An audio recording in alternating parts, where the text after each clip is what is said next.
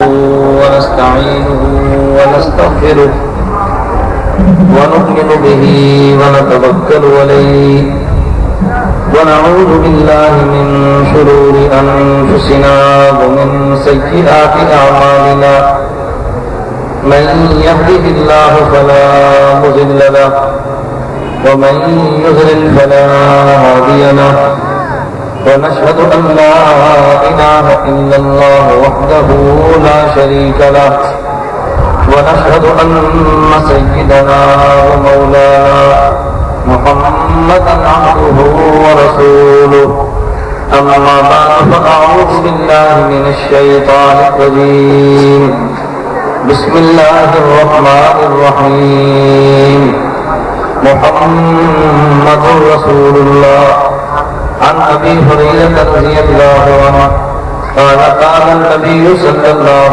عليه وسلم فضلت على الأنبياء بست أوتيت جوامع الكلم ونصرت بالرعب وأحلت لي الغنائم وجعلت لي الأرض مسجدا وطهورا وأرسلت إلى الخلق كافة وختم بي النبيون يا رب صل وسلم دائما أبدا على حبيبك خير الخلق كلهم هو الحبيب الذي ترجى شفاعته لكل هول من الأهوال مقتحم اللهم صل على محمد وعلى آل محمد كما صليت على إبراهيم وعلى آل إبراهيم إنك حميد مجيد اللهم بارك على محمد وعلى آل محمد كما باركت على إبراهيم وعلى آل إبراهيم إنك حميد مجيد نام محمد سے دلوں کو سرور ملتا ہے نام محمد سے دلوں کو سرور ملتا ہے نگاہ فکر کو تازہ شعور ملتا ہے واسطہ احمد کا دے کے نصیب کیسا بھی ہو وسیلہ محمد کا دے کے خدا سے جو بھی مانگو ضرور ملتا ہے معزز علماء کرام میرے نہایت واجب الاحترام بزرگوں مسلک اہل سنت والجماعت سے تعلق رکھنے والے بزرگ نوجوان دوستوں اور بھائیوں ہمارے آج کے جلسے کے عنوان میں 3 باتیں شامل ہیں نمبر 1 دورہ حدیث کرنے والے طلباء کی دستار بندی نمبر 2 ختم بخاری کے عنوان پر گفتگو اور نمبر 3 ختم نبوت کے عنوان پر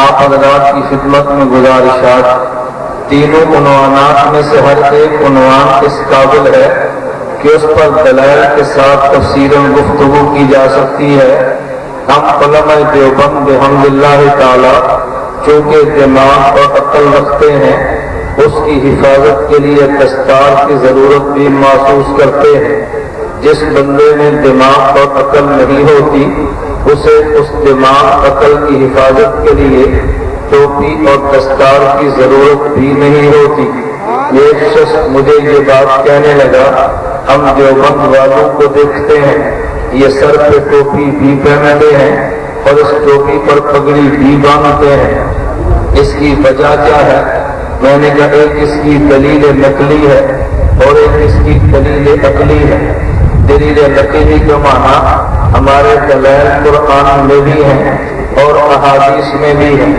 دلیل عقلی کا معنی کہ ہمارے اس مسئلے پہ آدمی کی عقل بھی کہتی ہے کہ مسئلہ یوں ہی ہونا چاہیے جہاں تک دلائل نقلیہ کا تعلق ہے میں اس کے تفصیل دلائل تو نہیں دیتا لیکن صرف امام بخاری کے عنوان پہ بات کرتا ہوں حضرت امام بخاری نے ایک باب قائم کیا ہے باب السجود علی الثوب فی شدۃ الحر اس عنوان کے ساتھ امام بخاری روایت لائے ہیں قال الحسن وكان القوم يسجدون على الامامة بالقلم سوا حضرت امام حسن بصری کہتے ہیں حضرت تابعی وكان القوم کہتا ہے اس سے مراد قوم اصحاب پیغمبر ہوتی ہے امام حسن بصری فرماتے ہیں میرے نبی کے اصحاب رضی اللہ عنہ جب یہ گرمی کے موسم میں نماز پڑھتے اور گرمی کی شدت کی وجہ سے یہ نیچے صف تو موجود نہیں تھی، جب سجدے میں جانے لگتے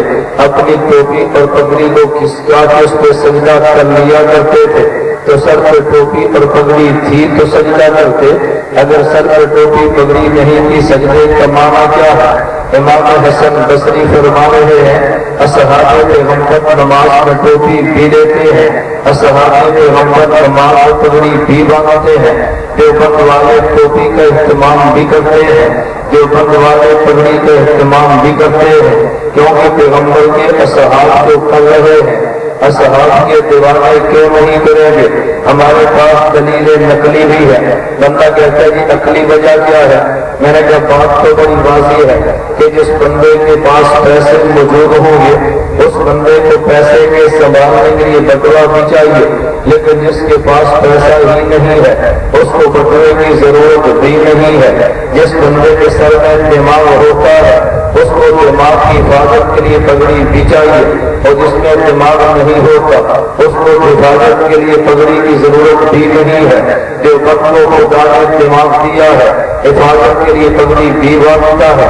غیر مقلد اہل حدیث کا دماغ بھی نہیں تھا، دماغ کی حفاظت کے لیے پگڑی بھی نہیں باندھتا، اس لیے ان کے ختم بخاری میں دستار بندی کا اہتمام ہوتا ہے، اس کے ہاں ختم بخاری کے دستار بندی کا اہتمام نہیں ہوتا۔ تو دیوبند والوں کو خدا دماغ دیتا ہے، حفاظت کے لیے خدا اسباب بھی دیتا ہے۔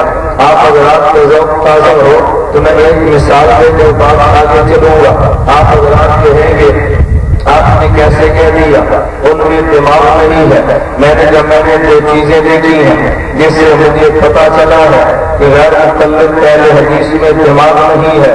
آپ کہو گے جی کیسے پتا چلا ہے؟ میں نے جانوروں کو دیکھا ہے اور پھر ان جانوروں میں بڑی تشریح بیان کرتے ہوئے کبھی انسانوں تک بھی جانور کا لفظ بولتے ہیں۔ یہ بات آپ بھی جانتے ہیں، اگر بتانا ہو فلاں بندہ بڑا دلیر ہے تو کہتے ہیں یار یہ بندہ شیر ہے، اگر بتانا ہو فلاں بندہ بڑا چست و چالاک ہے تو اس بندے کے بارے میں یہ بتانا ہو تیز رفتار ہے، کہتے ہیں فلاں بندہ چیتا ہے، اگر یہ کہنا ہو فلاں بڑا چالاک ہے تو کہتے ہیں فلاں بندہ لومڑ ہے، اگر کہنا ہو فلاں بندہ بڑا سست ہے کہتے ہیں فلاں بندہ گینڈا ہے، اگر کہنا ہو فلاں بندہ کمزور ہے کہتے ہیں فلاں بندہ شتر مر ہے، اور اگر یہ کہنا ہو کہ فلاں بندہ بڑا بد دماغ ہے تو کہتے ہیں فلاں بندہ گدھا ہے۔ بد دماغ کو گدھے سے تشبیہ دیتے ہیں۔ میں نے غیر مقلد کو دیکھا ہے جو گدھے کے جو اوصاف تھے مجھے اس میں بھی نظر آئے ہیں تو میں نے سمجھا کہ یہ بھی بد دماغ ہے۔ تم کہو گے کہ کون سے اوصاف دیکھے ہیں؟ آپ رات کے ہاتھوں کے رہنے والے ہیں، آپ نے گدھے کو دیکھا ہوگا، اگر آپ اس گدھے کو دیکھیں تو آپ کو اندازہ ہوگا گدھے کی مشت کے 3 من گندم لاد دے تو گدھا اٹھا لیتا ہے، لیکن اسی گدھے کے سر پہ ایک چھٹاک وزن رکھ دے وہ سر چٹک لیتا ہے، ایک چھٹاک وزن اٹھانے کے لیے تیار نہیں ہوتا۔ میں نے غیر مقلد کو دیکھا ہے بدن پہ قمیص بھی پہنتا ہے، قمیص کے نیچے یہ سلوکا بھی پہنتا ہے، یہ اس کے نیچے اپنے بدن میں بنیاد بھی پہنتا ہے، اوپر سویٹر بھی پہن لیتا ہے، اوپر جرسی بھی پہن لیتا ہے، لیکن اس کے سر پہ ایک جالی کی ٹوپی رکھے تو جھٹک کے پھینک لیتا ہے۔ یہ کام انسانوں کا نہیں گدھے کا ہے، وہ مشت پہ بوجھ اٹھا لیتا ہے مگر سر میں چھٹاک بدن نہیں اٹھاتا، یہ مشت پہ 5 کپڑے اٹھا لیتا ہے اور سر میں ایک چھوٹی سی جالی کی ٹوپی بھی نہیں اٹھاتا۔ تو میں نے کیسے مانوں گا جو اوصاف میں نے اس میں دیکھے ہیں وہی اوصاف میں نے اس میں دیکھے ہیں؟ جو بند والا نماز پڑھنے لگتا ہے تو پاؤں بڑے اعتدال پہ رکھتا ہے، اہل حدیث جب کھڑا ہوتا ہے تو ٹانگیں بالکل ٹھیک رکھتا ہے، جب نماز کے لیے کھڑا ہوتا ہے تو یہ ٹانگیں کھول لیتا ہے۔ مجھے بندہ کہنے کا وجہ کیا ہے؟ میں نے ایک جانور کو میں نے دیکھا ہے کہ جب اس کے اوپر بوجھ نہیں ہوتا اس کی ٹانگیں بالکل ٹھیک ہوتی ہیں، جب اس کے سر میں بوجھ زیادہ جاتا ہے اس کی ٹانگیں کھل جاتی ہیں. آپ کہو گے وہ کون سا جانور ہے؟ آپ نے گدھے کو دیکھا ہوگا کہ جب تک پشت پہ بوجھ نہیں لاتے تو گدھا ٹھیک کھڑا ہوتا ہے. جب پشت پہ بوجھ لاد دیتے ہیں تو گدھے کی ٹانگیں کھل جاتی ہیں. پھر میں نے قرآن کو دیکھا ہے. اللہ قرآن میں فرماتے ہیں قد افلح المؤمنون الذین هم فی صلاتهم خاشعون. وہ ایمان والے کامیاب ہیں جو ایمان والے نماز میں خشوع کرتے ہیں. ابن عباس رضی اللہ عنہ اصحاب پیغمبر میں سب سے بڑے مفسر قرآن ہے. وہ اس آیت کی شرح یہ کرتے ہیں اے مخبتون متوازنون لا يلتفتون یمینا ولا شمالا ولا يرفعون ایدیہم فی الصلاۃ. نماز میں خشوع یہ ہے آدمی نماز میں رفع الیدین نہ کرے. تو مجھے قرآن سے پتا چلا ہے رفع الیدین والی نماز بغیر خشوع کے ہوتی ہے. بغیر رفع الیدین والی نماز یہ خشوع والی ہوتی ہے. اور قرآن دوسرے مقام پہ اعلان کرتا ہے وَإِنَّهَا لَكَبِيرَةٌ إِلَّا عَلَى الْخَاشِعِينَ. جو بندہ خشوع کرتا ہے اس کی نماز ہلکی ہوتی ہے. جو خشوع نہیں کرتا اس کی نماز بوجھ بن جاتی ہے. آپ دونوں آیتوں ملا کے نتیجہ نکالے. رفع الیدین والی نماز بوجھ والی ہے اور بوجھ والی نماز رفع الیدین والی نماز یہ بغیر خشوع کے ہے. اور بغیر خشوع والی نماز بوجھ والی ہوتی ہے. تو غیر مقلد جب نماز پڑھتا ہے نماز کا بوجھ پڑتا ہے اس کی ٹانگیں کھل جاتی ہیں. ہمارے اوپر بوجھ نہیں پڑتا. ہماری ٹانگیں کھلنے کا مطلب ہی نہیں ہے. تو جو جس پر بوجھ پڑے اور ٹانگیں کھل جائیں اسے گدھا کہتے ہیں. تو ہم نے قرآن کو دیکھا ہے ہم نے اس کو دیکھا ہے. ہمیں پتا چلا کہ جو نشانیاں گدھے کی تھی وہ اس میں ملتی ہیں. اور آپ نے یہ بھی دیکھا ہوگا جو بند والے جب نماز پڑھتے ہیں ہم نے نماز میں دیکھا ہمارے پاؤں سے پاؤں نہیں ملتا ہمارے کندھے سے کندھا ملتا ہے. اور یہ کہتا ہے کہ پاؤں سے پاؤں ملانا چاہیے. ایک غیر مقلد مجھے کہنے لگا آپ یقین فرمائیں جب آپ مسائل اور دلائل سنیں گے تمہارا ضمیر بھی کہے گا ان میں عقل کی رنگی بھی نہیں. عقل کا نام و نشان بھی نہیں. اگر عقل ہوتی تو ایسے مسئلے کبھی نہ بتاتا.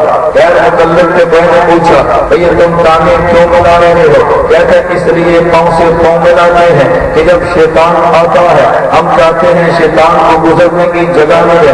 میں نے کہا تو کیسا کم عقل ہے تو نے ٹخنے سے ٹخنے کو ملا لیا ہے لیکن اپنے پاؤں کو کھول دیا ہے. شیطان کی گزرنے کی جگہ تم نے بھی دی ہے. شیطان کی گزرنے کی جگہ ہم نے بھی دی ہے. ہم نے کانوں میں فاصلہ رکھا ہے اپنے پاؤں میں فاصلہ رکھا ہے. ایک آدمی کا قدم ادھر تھا دوسرے کا قدم ادھر تھا. ہم نے شیطان کو گزرنے کی جگہ دی ہے. وہ یہاں سے گزر گیا ہے تو نے یہاں پاؤں سے پاؤں ملا دیے. یہاں سے گزرنے نہیں دیا تو جہاں سے نہیں گزرنا چاہیے تھا تو نے جگہ وہ دی ہے. ہم نے جہاں سے گزرنا چاہیے تھا جگہ وہ دی ہے. لیکن تو کاش خدا تجھے عقل بھی دیتا. اللہ کہے کہ میری بات سمجھ آ رہی ہے. جو میرا بیان پہلا سنتا ہے اس کو سمجھنے میں تھوڑی دیر لگتی ہے. وہ جو فرق کا بندہ ہو اس کو دیر نہیں لگتی. خیر ایسے ایک بات پہ بات کر رہا تھا. میں دستار بندی کے عنوان پہ بات کروں گا. میں اللہ کی ذات پہ بھروسہ کر کے کہتا ہوں میرے گھنٹے نے گزر جانا ہے لیکن صرف دستار بندی پہ دلائل ختم نہیں ہونے.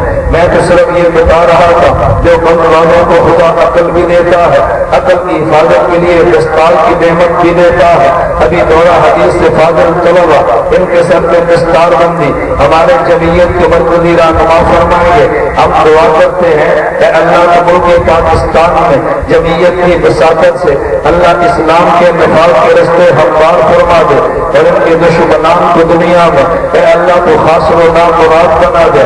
میرے دوستو جتنی بڑی جماعت اتنا کام لے کر اٹھتی ہے دنیا میں اتنے بڑے اس کے حاصل ہوا کرتے ہیں. اللہ حسد سے محفوظ فرمائے پوری جماعت کو بھی محفوظ فرمائے.